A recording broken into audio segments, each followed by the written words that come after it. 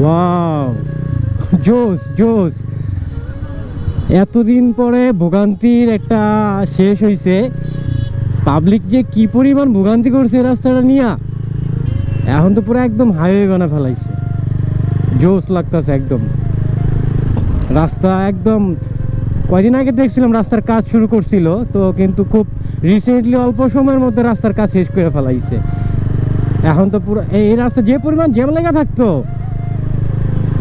ওফ জোস। এখন তো পুরো ইজিলি মিরপুর থেকে উত্তরা ঢোকা যাবে। এই জায়গার মধ্যে জ্যামের পড়ে থাকলে ম্যাক্সিমাম আধা ঘন্টা লেগে যাইতো। আর যে পরিমাণ ভাঙ্গা, আর পুরো বিরক্তিকর একটা। মিরপুর ডিএসএস থেকে দিয়াবাড়ির যে রাস্তাটা ছিল ভাঙ্গা প্রচুর পরিমাণে, একদমই ফ্রেশ, ভালো হয়ে গেছে। সুস্থ ছিল তো, খুব অসুস্থ ছিল, সুস্থ হয়ে গেছে, সুস্থ করে ফেলাইছে। যা ভালো লাগতেছে না, উফ।